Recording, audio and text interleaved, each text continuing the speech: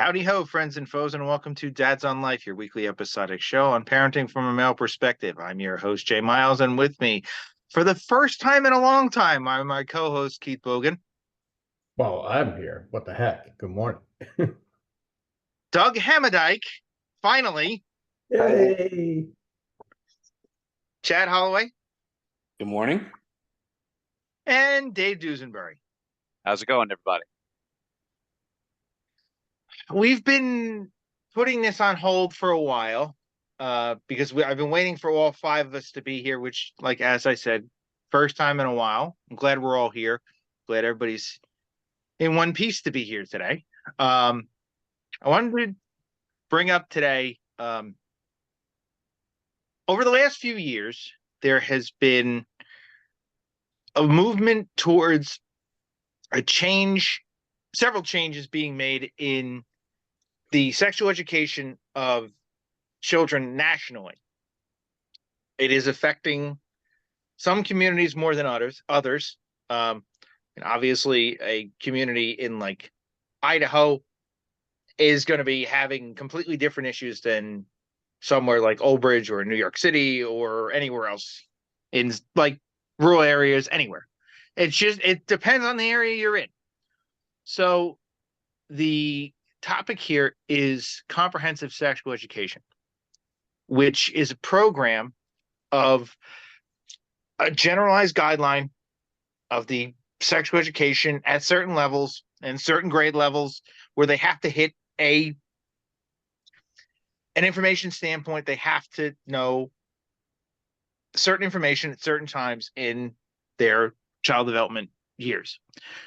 Now,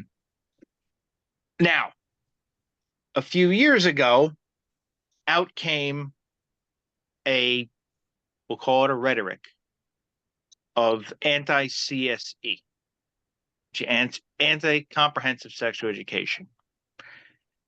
It rattled on about promoting LGBTQ lifestyles, things like that.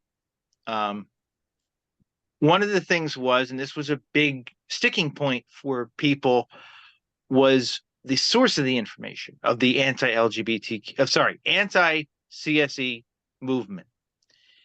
The information came out from a group called Family Watch International, based out of Utah. Not really a big surprise of where it was based out of.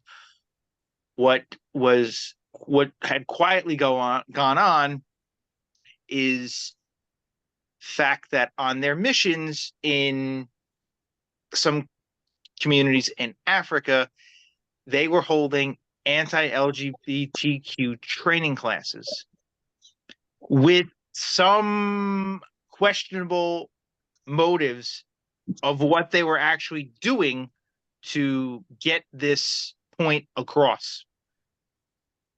They were doing some not so nice things to African boys.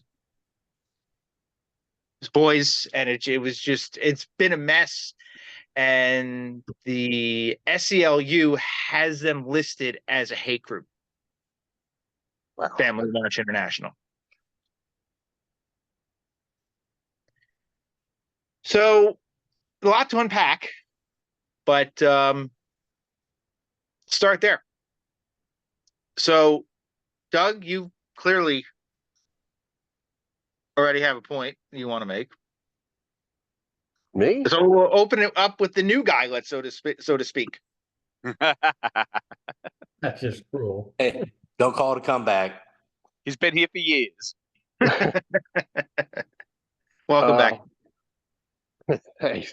I don't know. I don't know really where we were going to start with this, but the only thing that first came to my mind was with Jason's opening monologue was kind of like, well, with are they promoting it? Are they not promoting it? I think that school should be basics.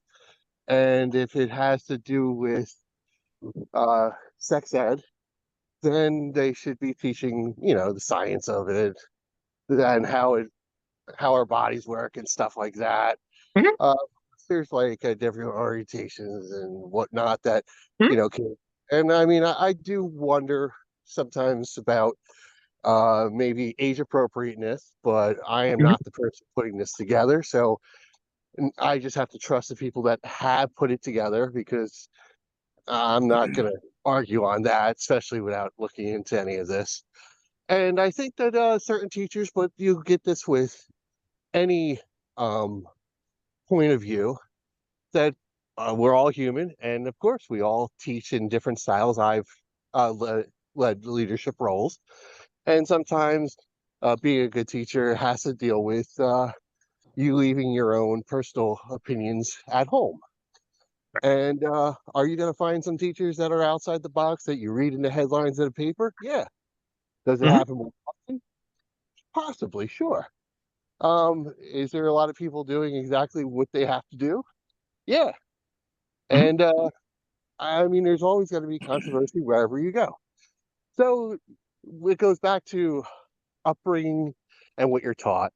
Came from a Christian family, very strong Christian family, Mhm. and I knew what I believed. And at 8th grade was my first time ever going to public school, first Mhm. time ever hearing any of this. I mean, which is wildly different than today, which I Oh, assume is yeah. why we're talking about this. We But came up with the condom on the banana. So yeah, I know. so I mean, for us it was like one thing, but it was also nearly a joke for a lot of people in the class. I mean, at that point, I don't know what happened prior to 8th grade, 'cause I did not have any of that schooling. But I mean, it was the class was taken as a joke, and or no one wanted to participate in it. So I'm sure there were some people that were embarrassed, and I'm sure there's still people that are, and I'm sure that this will also heighten that in probably both of those directions. People being embarrassed and people being making fun of what's going on. So, you know, kids are kids and teachers are teachers. And if you don't like it, then go to the school board and, I don't know, have Right. them removed. Well, I Yeah, I mean, think go ahead.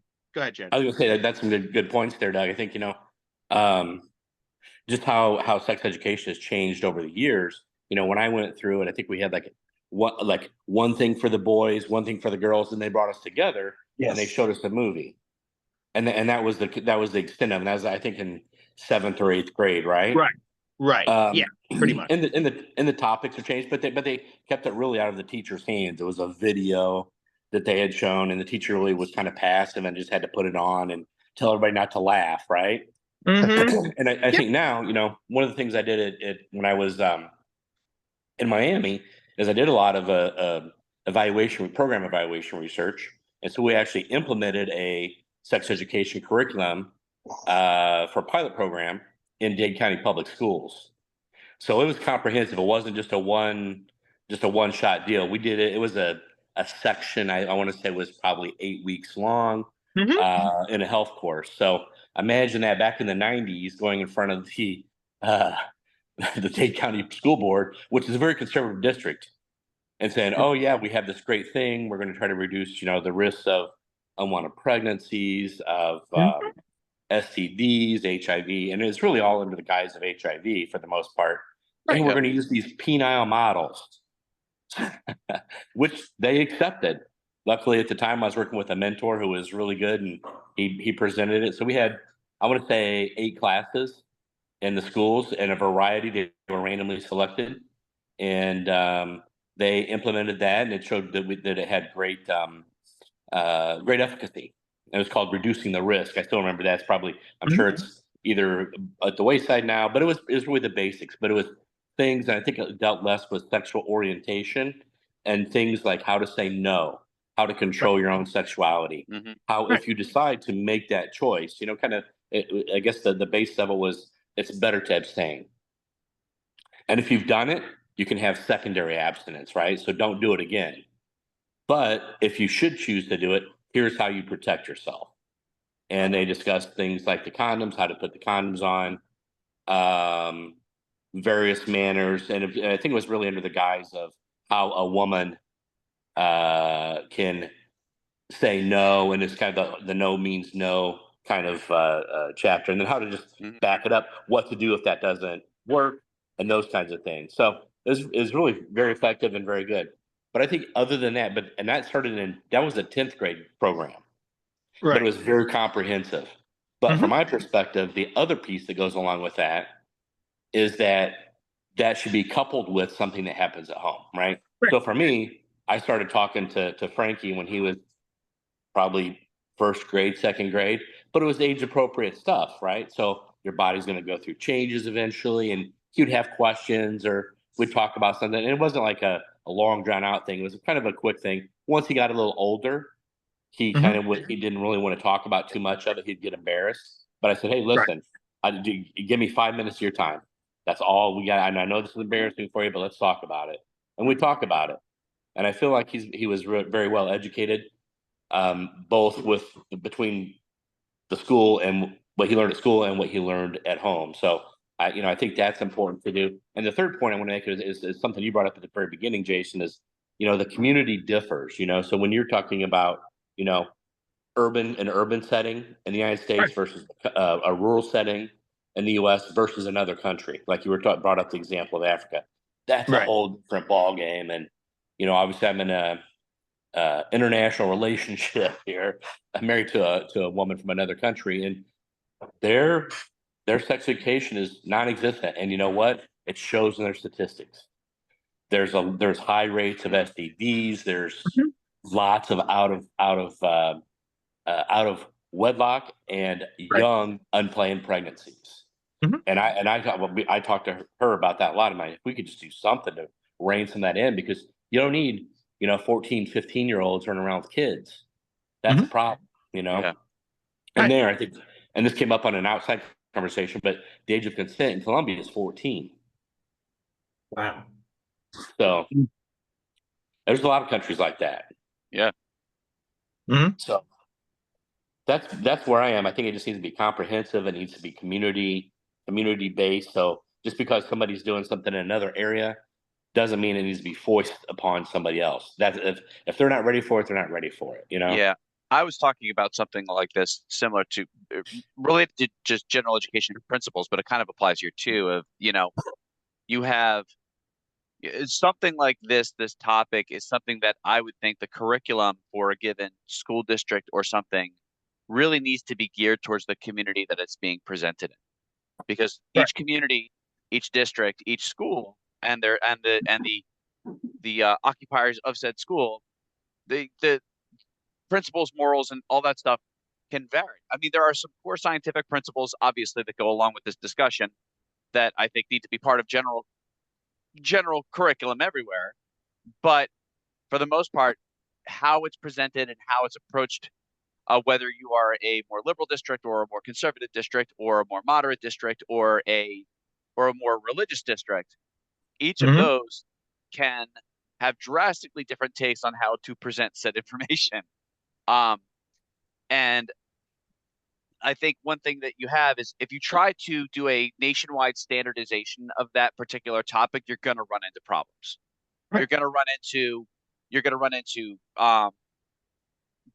just discussing the curriculum, how to present it. You're going to run into implementation problems. You're going to run into outrage one way or the other. Either this is not comprehensive enough, or this is way too much for my kid. So a national standardization of this particular topic, I see as at the very least challenging, at the most almost not doable. I think you should have some core competencies that go with this based on the sciences, um, and then additional stuff should be geared and really, talk about it amongst your school board, talk about it amongst your teachers, talking about it amongst your administrative staff. Um, maybe have a guidebook of some basics that you can go with, but tailor the program to your school. Yeah, I think those are all great ideas. And, to your point Mhm. too, Dave, I think, even if you identify something that's good for a community that works well within a community, one of the things that I've seen here with my daughter is that they allow you to opt out. So if a parent Right. says, it's offered and it's certainly here is a great service, but if you decide that it's not what you want, you can opt out. And I I like don't that know too. I don't know what the percentage is, but you know, I'm sure a portion of them take advantage of that. I like that. Right.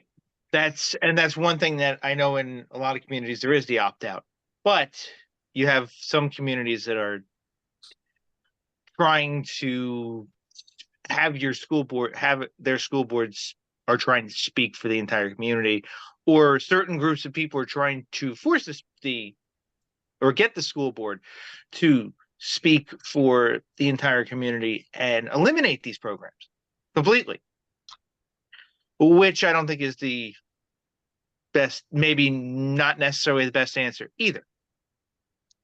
I like Chad said, I know we would probably, I mean, here in Old Bridge or most communities, there's a lot of communities around here that would fall more towards of the level of comprehension possibly as what they implemented in Florida. With what Chad was part of implementing there. Yeah, I think that's, I mean, like I said, yeah, we were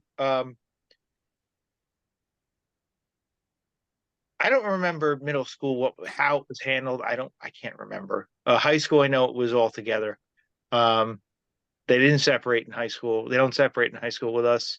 And I don't remember how comprehensive it was, really. I'm not 100% sure. I mean, I'm talking, you guys are longer. I'm talking 1997. So 20 years ago. So I'm just gonna shut up right now. Well played. So Jay, you could have been in that program that I implemented. There you probably, go. probably, yes. That was like 92, 93. Yeah, most likely. Most likely. 92, 93 was my 8th grade year. So I think you owe Chad a word of thanks.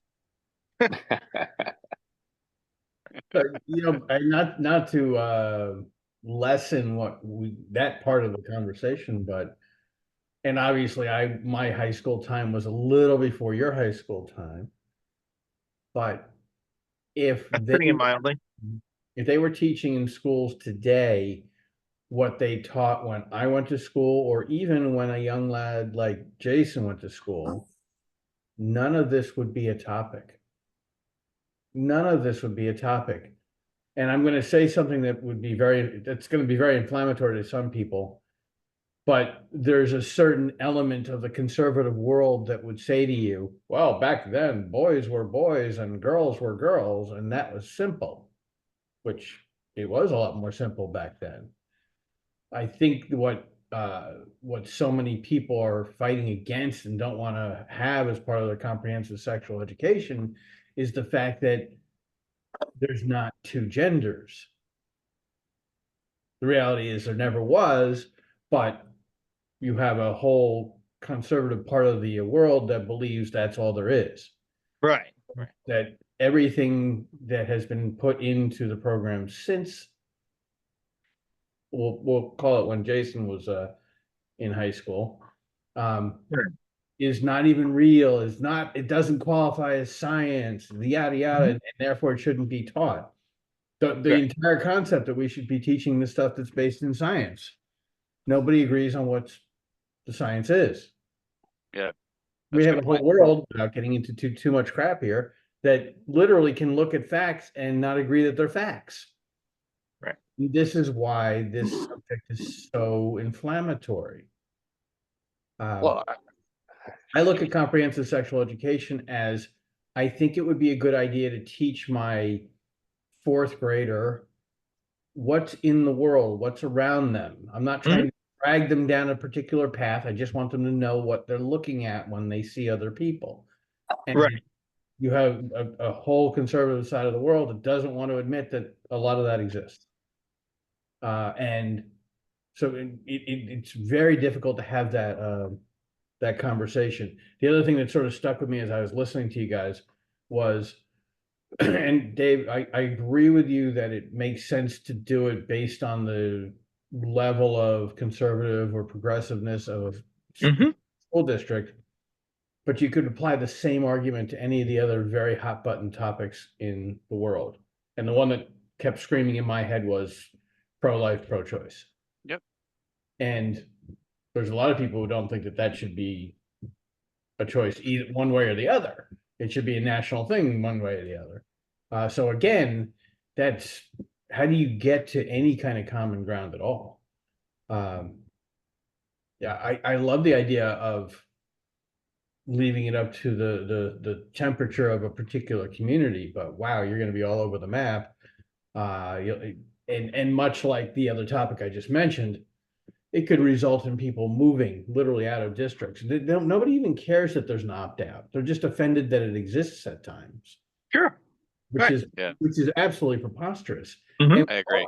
we're all forgetting, oh, by the way, last thought here, and then I'll stop babbling, that shouldn't most of the education on this particular topic happen at home, not necessarily in school?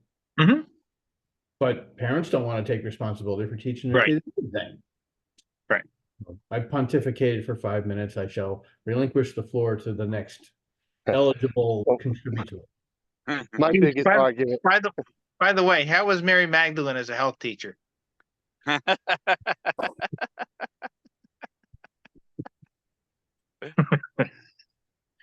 my biggest complaint would be that there are people out there that exactly as Keith had stated, but also there's people that are more conservative that get thrown into that thing, because once you start going into lifestyles and fetishes and stuff, you could there's a way to make people aware, and then there's a way to go over the top, as some of the documentation is out there of what the schools have been providing to their children.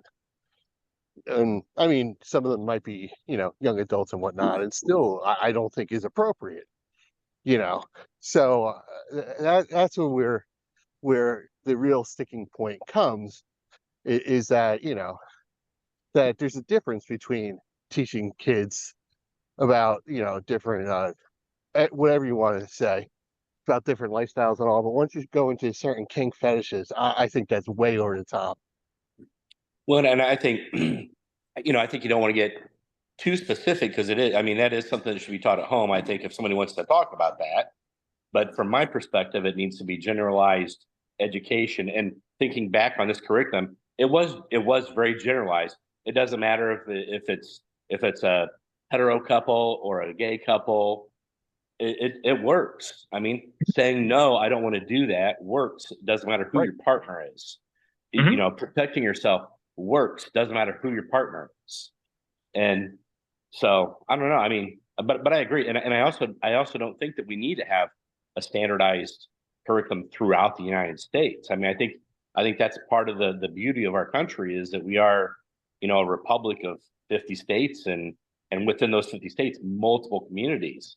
It's that Mhm. diversity that really makes us special, I think. I don't know that we need to have everything the same everywhere.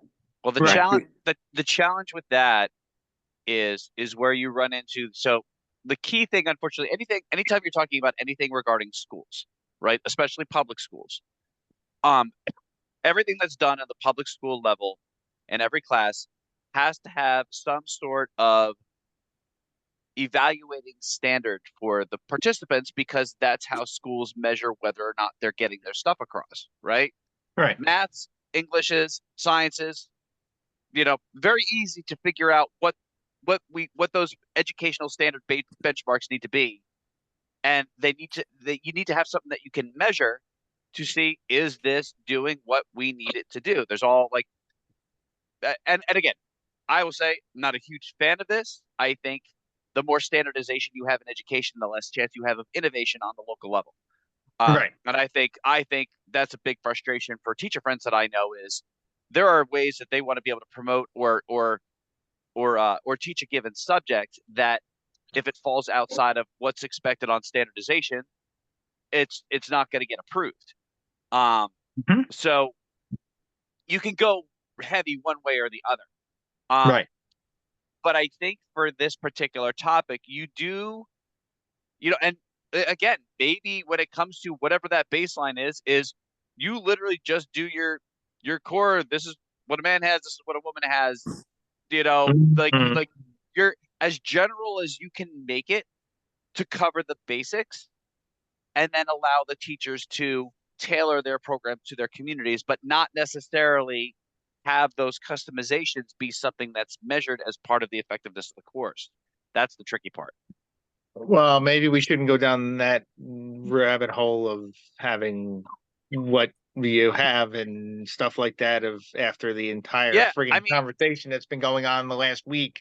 exactly. Maybe You it's not know, a and rabbit hole we should, at least now. I mean, we could have gone down that well, rabbit hole to start with and gone and from there.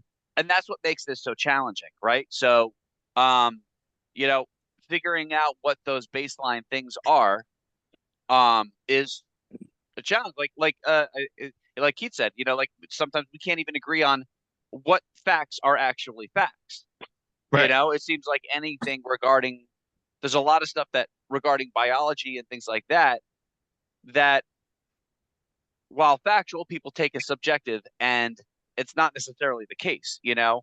So coming to those, figuring out what those core benchmarks are is the it's sad to think. It's like, you know, this is a topic that I feel is definitely needed. I think it definitely helps. You know, Right. we've had periods in this country where we've had outbreaks of, you know, sexually transmitted diseases or you know, I've had friends of mine that have died because of things that they've gotten over the years. Mhm. You know, I've had friends of mine that have become parents at a way too young of age. Right. You know, it happens. I've seen it directly affect me and the people in my life. So I feel that this Mhm. stuff is definitely important to cover.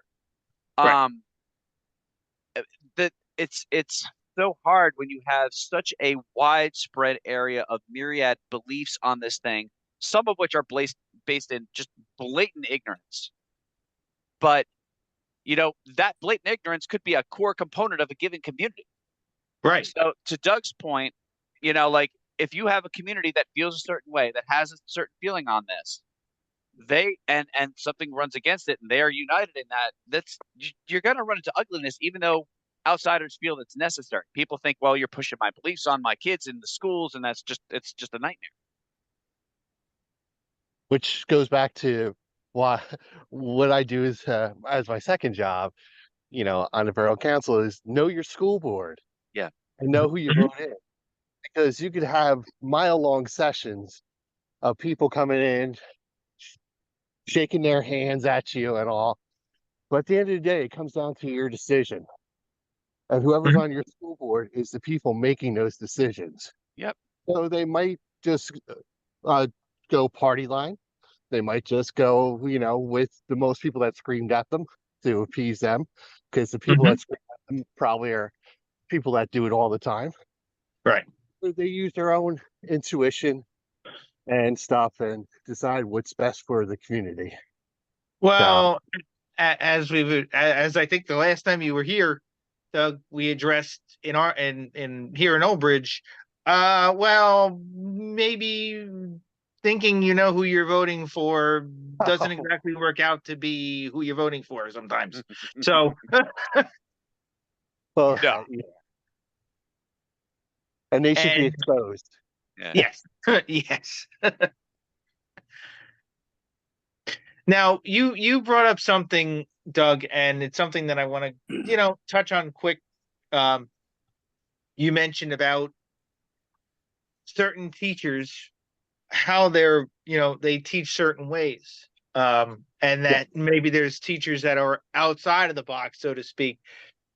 I think we've all coming up through school pretty much, maybe except for Methuselah over there, um, have known some of those teachers in our lives that I mean, maybe not here, in the 1960s and 1970s.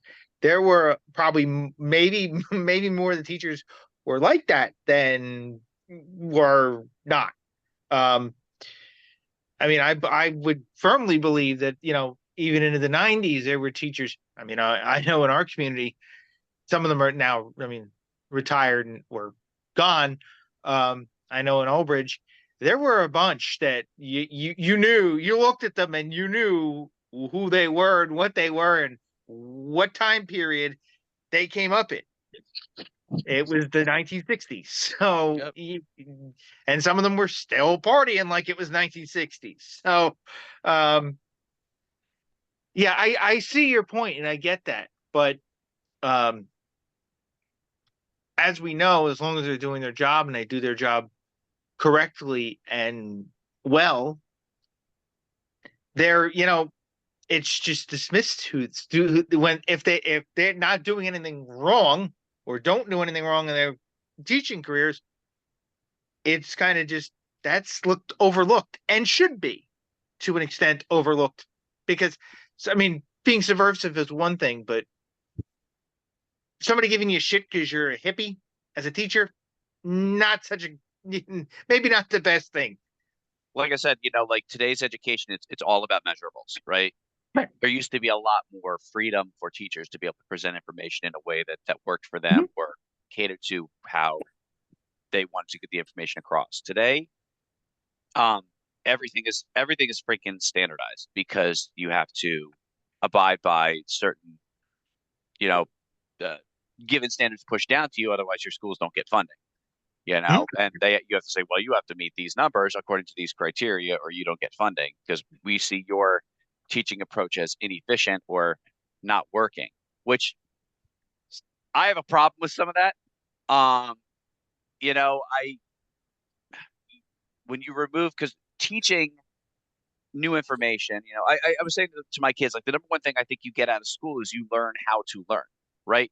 The the the the subject matter that you're learning isn't necessarily as important as learning how to learn, like taking something that you don't understand and applying a process to understand it better and get to the point of hopefully being proficient in it. That's the big thing you get out of school. That's one of the core things that you learn by going to school. Um, you know, and there's a lot of different creative ways to be able to go about doing that that I think teachers, even in this subject, they're kind of their hands are tied from being able to present information in a way that would work best for their kids because no board, no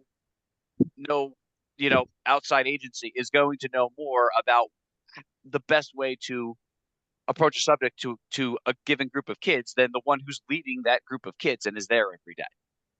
Um, that's why I'd like to see some basic baseline stuff and then allow the teachers some freedom to present information in a way that matches those benchmarks and baselines instead of just runs everything for them. Because I think if you have that too standardized, you're never going to be able to apply it like within multiple schools in a district. Forget like statewide or nationwide. Also, I have a question.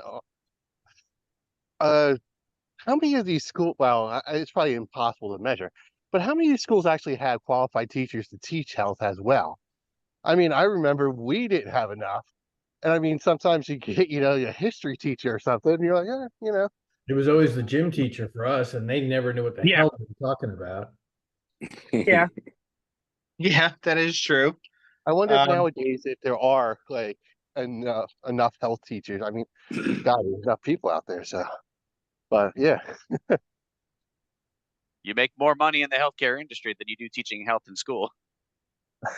that goes without saying. Um, but if we're saying that this is such an important thing now, that there should be qualified teachers, I assume, I, that do this now at Mhm. this point. I agree. And I just make that assumption. But again, what I do is I try to reinforce that at home as well, just to make sure that nothing falls through the crack. But maybe there's other parents who don't.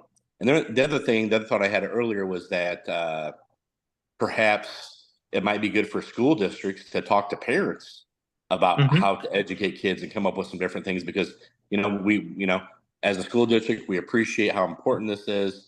Some of the different consequences that your children might have are A, B, and C. Here's some information if you're interested. Or we're gonna have whatever it is where you can come in and learn more about this and you can actually do this at home Right. with her children, because I feel pretty comfortable talking to the kids about it, right? But Mhm. you know, growing up, my mom didn't talk to me. It was I think we've talked about that a little bit. Just the home environment. So and I had my uncle, very well intentioned, but He went through to my cousin and I in the truck one time when we were driving around the farm, and he went into so much scientific detail about the spermatozoa swims up, and and my cousin and I were just like, man, that's not what we know how this works better than he does, Yeah. because he looked at it from the perspective of a scientist rather than a social perspective. And I think that's so. I mean, Right. because I think understanding both are important, Yep. but being well rounded in your understanding of all that. So That's exactly what I was thinking as you were talking. I'm like, there are two parts to this conversation that you're trying to cover within this program. You have your biological, scientific side, and you also have your sociological side. Right. And I think to get a well-versed presentation of this particular topic, I think you need to be able to cover both. It's the sociological side that becomes tricky because societies have different standards and things that they do. There are societies where we're being we're being outside of your standard cis boundaries is look at the minimum frowned upon. Oftentimes either scary or unknown or actively worked against. Mhm. But it's still a fact that stuff is going on, and it's one that I mean, Doug, you used the example of fetishism, right? So is there a way that you can present the possibility that different people approach sexual relations differently than what would be considered a normal standard thing? Sure, the whole different strokes for different folks thing. Is there a way that you can cover that without going into too much detail? I think there is. And the key for that is finding someone that is accepting and open and communicative to either allow you to explore different areas of yourself or others in a safe and consenting way. Mhm. But that's the social part of it. Like the social part, like the biological part, I think we can get down. That's rooted in freaking textbooks. Sure. It's the social aspect that's the challenge of this. and the thing that kids have now that they didn't have back in the day is easy access to internet. So I wasn't exposed to many things that I know about now because we didn't have the internet. I might have heard about it or something, but I tell you what, the kids nowadays, and I don't want to say it's an education, but they learn about different things online for better or for worse, right? Depending on when they learn about it and those kinds of things. But I think it's often in kind of a haphazard way. And but that's the other side of the technology coin. Mm-hmm. I mean, also, I don't know. It's also just the amount of information that is necessarily Mhm. needed. I mean, I just don't know if school needs to be, teaching all this stuff to what benefit versus like things that we, you know, sorry. I mean, And ideally, I kind of agree with Chad. Ideally, this is a topic that should be covered by parents, but parents have historically abdicated doing this for their kids, saying, well, it makes me uncomfortable to talk about it, which I think is fucking dumb. Sorry, didn't mean to curse. I think is dumb. So they delegate all of this stuff to, well, go ahead and cover it in school. But then they don't say, well, covered in school, or they say covered in school, but don't cover it that way. Mhm. Like, no, I don't want you to cover it that way. But the house B may be like, yeah, go ahead and cover it that way. That's the reality in our home. So that's the problem when you try to take something so like a personal discussion, that I think is best for parents to cover with their kids, because they should ideally know their children best and can Right. really tailor whatever it is you're talking about, and you don't have to worry about meeting educational standards or measurables or anything like that, because it's a parent child conversation. Mhm. Well, You can I'm skip curious. over all those measurables. I'm curious. I need Jason. I think I need Jason more for this than anybody else because he's got the youngest kids. When I went to school, your parents may or may not have contributed to the conversation. Mine did not. not in a, you That know, explains and I a don't lot. blame them for it. It was an era where the parents just let the teachers do the work, if you will. Mhm. But so the expectation was all the lesson would come from the teachers. I will say that most of my learning actually came from my three older brothers, but that's not part of what I'm talking about here. Yeah. Nowadays, is the expectation actually that it comes from the teachers or from online resources? So I grew up in an era where we didn't have the internet, we didn't have social media, we didn't share information electronically. So the only way to have sex education was to learn in school, for the most part. But nowadays, my instinct would be that I would almost tend to believe that most of the education does not come from the teachers because so much information is readily available, either as education or as examples through online sources. Maybe the word expectation is not the right word, but the reality of what kids learn, to me, I would expect to be 80% or more what they encounter in the world online, and through their friends. And that the teachers actually are simply confirming or denying certain things that they might have questions about. I mean, I didn't grow up in this world, so I don't know. What do you think? And Jason, you have the youngest kids. How are they learning right now? What are they, not what, but how are they learning? Their information? Well, I'll tell you honestly, not us in particular, but I think there's um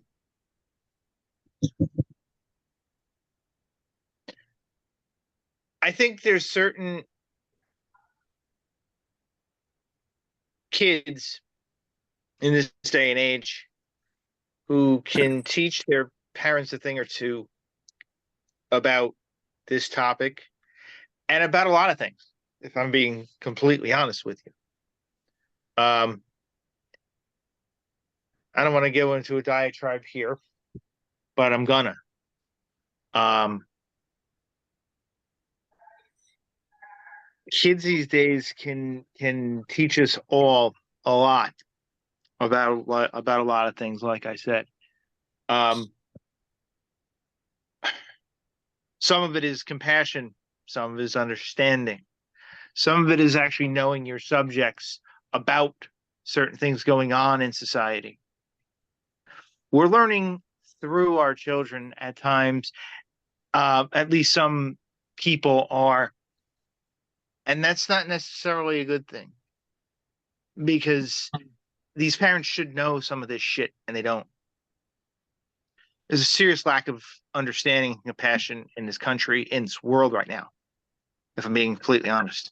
If you tell me I'm wrong, okay, we can converse about this all day. And one of the things is sexuality and sexual orientations, because we damn sure could learn a lot from our children and what they know already about certain things and certain people. And we certainly can learn a hell of a lot about their compassions about these things from them. So, not sure that's what you wanted to hear, but it's the fucking truth. I like it. Well, it also speaks to the frustration that I think we all have over our inability as a population to come to some consensus about what's best for kids. But again, we could extend that out to a lot of other topics and the divisions. And we like to say in this country, but it's really globally. It's not just Right. here. They Let's call let things in different countries, but it's the topics are the same.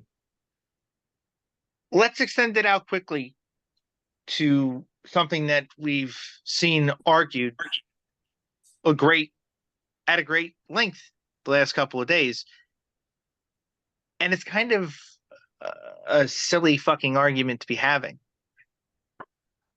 and that is sexual orientation of a fucking boxer.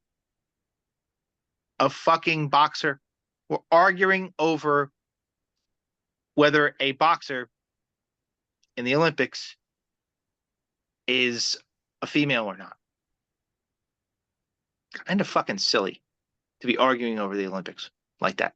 Like Well, I've seen. I'd say there's a few billion people who wouldn't necessarily agree with whether or not it's a silly topic, especially the person's opponents.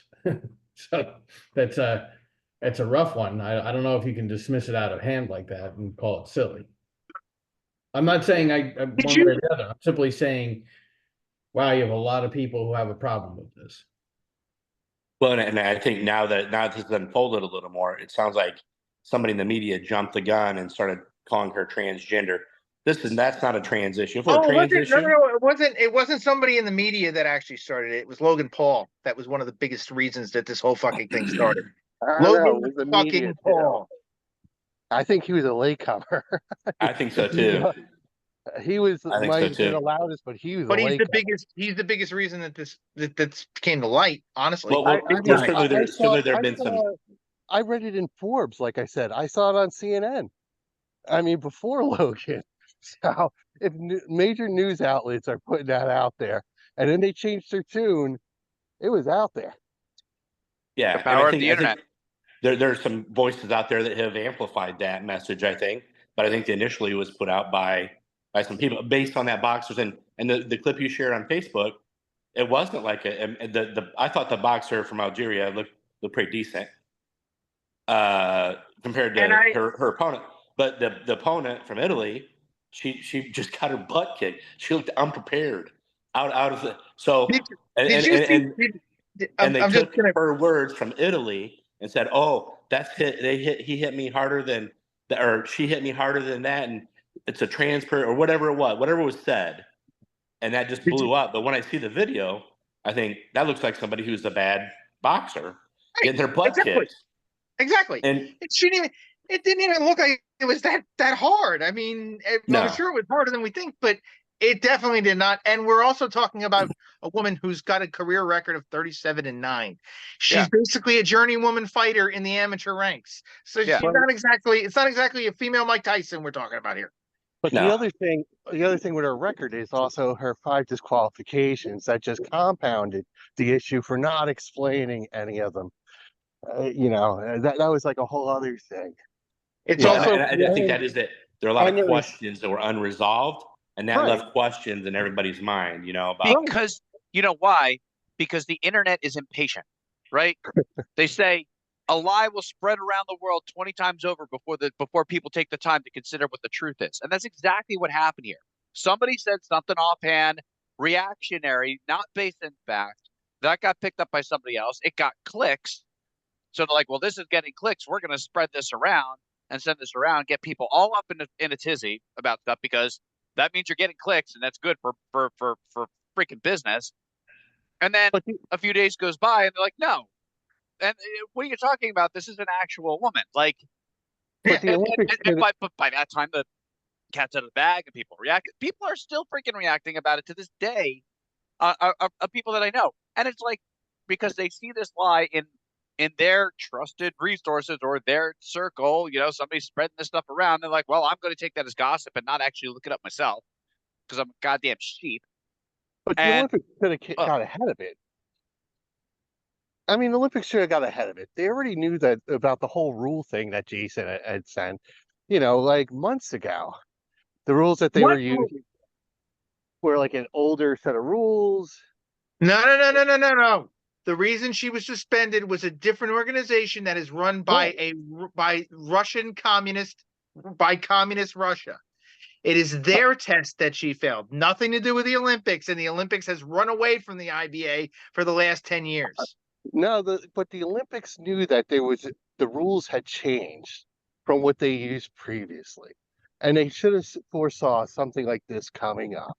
I mean, and the fact that they have not said, like, the Olympics themselves, the people who make the rules have not explained anything. Just yes, they have. Where? Yes, they have. Where? Mr. Look It Up, Mr. Media. You really didn't see it? It's there. the IOC has explained this. They were the first ones to come out to explain it, and they But so to tie this back into our conversation, right? This particular case study deals with sexual identity and sexual orientation, and how historically the two seem to have pretty clear-cut lines, and obviously over the last 25, 30 years, those lines have blurred in our society. I'm perfectly fine with that. I say people should be who and what they should be, regardless of what society tells you to be. Screw them, be who you are, and that's what matters. But here's a case of a almost a global scale ignorance of people jumping the gun and people going at things and not taking the time to actually look up what is actually true. And that happens a lot. That's a big part of what the internet provides us. Is it provides us an outlet to be able to go, hey, I can say whatever the hell I want with no consequence, and then get people all riled up.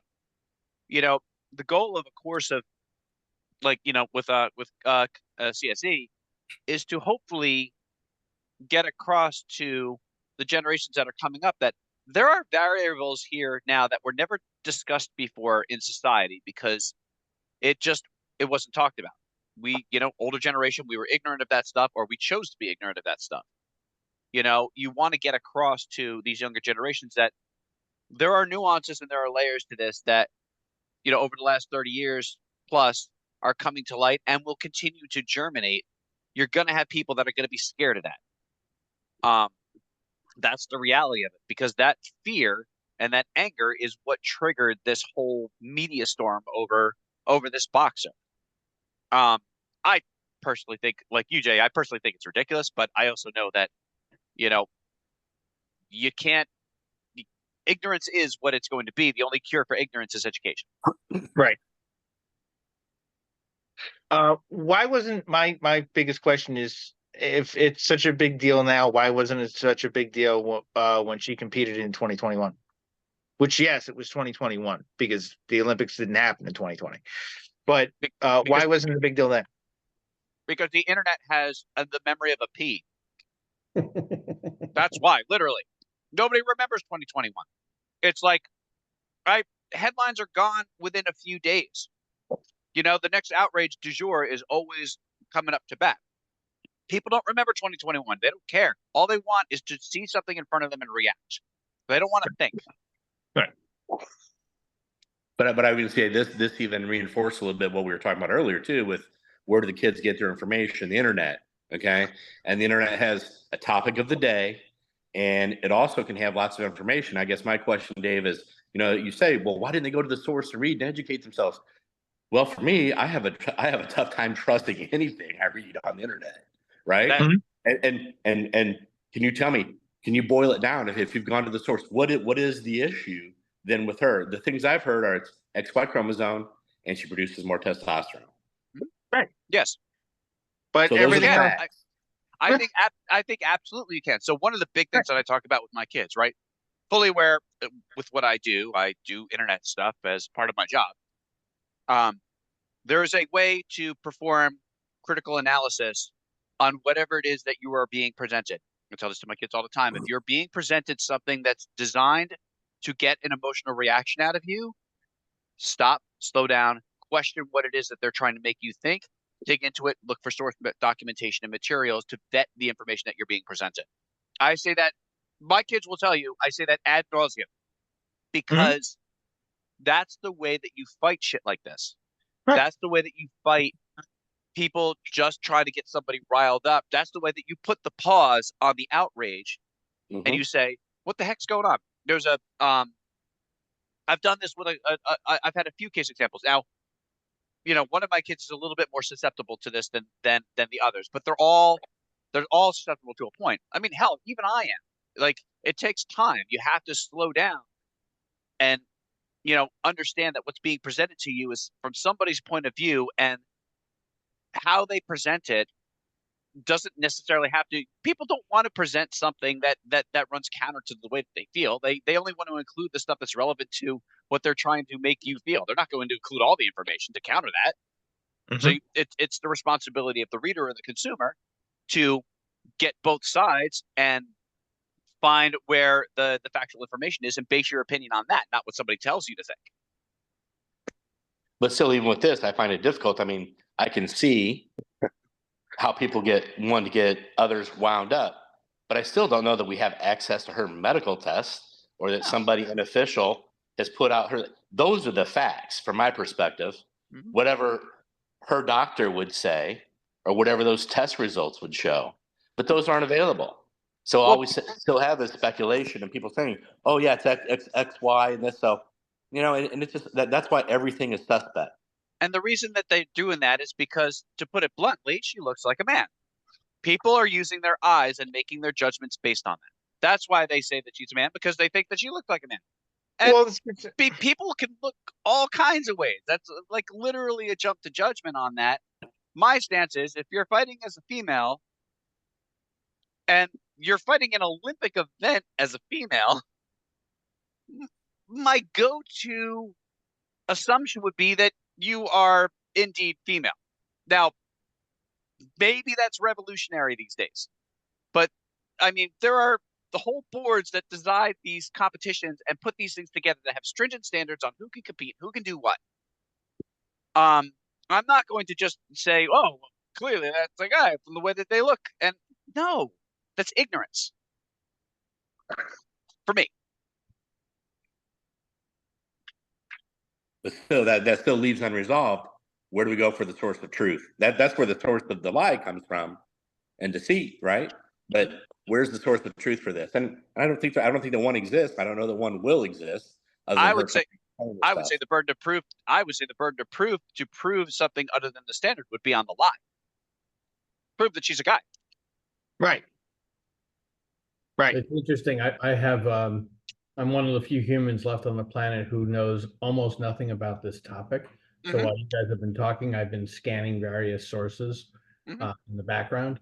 And from what I can gather, none of them talk about what she looks like per se, but more that apparently in a test, not in 2021, I think it was 2022, Right. where this boxer was disqualified because of supposed elevated levels of testosterone. Right. So it made gender identification difficult. Levels of testosterone comparable to a male with an XY chromosome. But why is it that this person has been able to box in every other competition? exactly. I assume the same. Well, they've been testing disqualified happens. 4 other times. By Russia, who, let's face it, shouldn't exactly be the standard bearer for legal competition. So it's okay in Russia as long as it's their athlete. That was only 1 year. What about the other 4 years? I believe everything that I've heard was an IBA run event, which is Russia.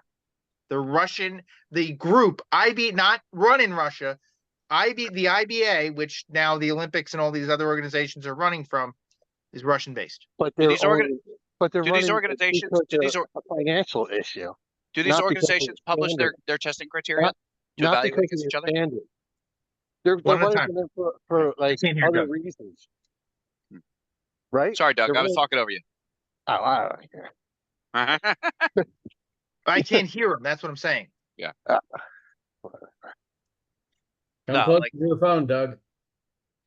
Oh no, I just was saying that the reason why they're running from them is for financial reasons, not because of their standards, which are standards that were been used for years.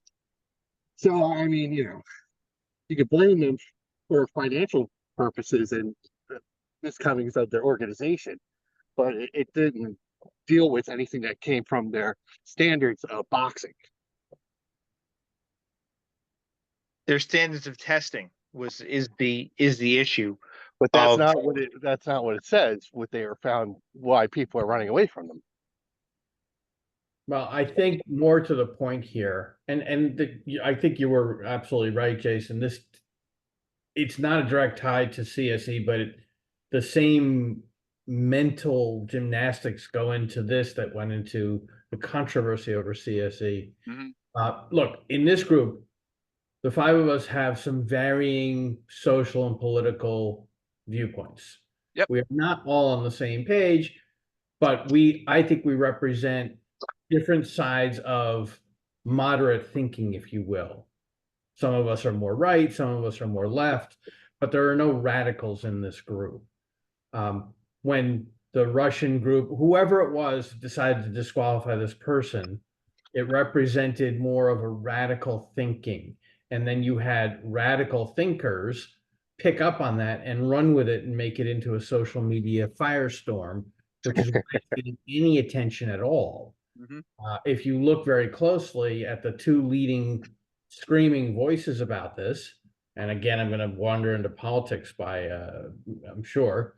You have the person who recently took the lead of Italy, who is by many standards very radical on the right-hand side, and the Republican candidate for president in this country, who is also viewed as very radical in his viewpoints.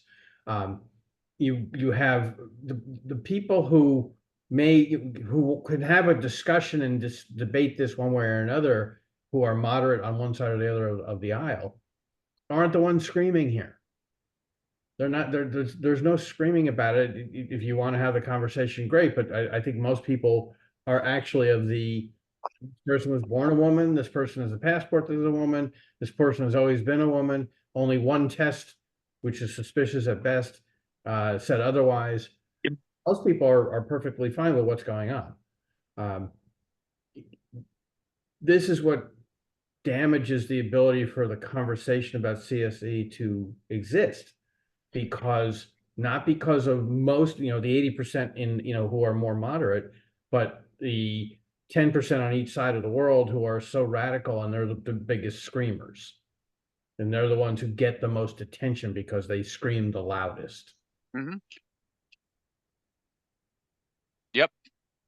I think that's a pretty good place to leave us for today. As we're pushing pretty close to an hour here. We're over. We can get back to this. We can even get back to this of specifically what's going on with the Olympics and that, because there's other really shitty things going on in the Olympics right now. I won't get into the one real big one that is a bigger problem than the boxer. Oh, Hasn't that storm blown over yet? I mean, come on, that was the The beginning. child rapist? No. Oh, I'm sorry, different topic. Never mind. Yeah, I No, it actually don't pay hasn't. much attention to the Olympics. I just, especially when it's not in my time zone, I don't really pay much attention. So I didn't even know what you're talking about. I knew exactly what you were I did too. talking Too. about. Well, I'll tell you in a minute when we're off the air. So from all of us here at Dads on Life, take care, everybody, and of course, Keith, eat my shorts. Chomping, baby, chomping. Have a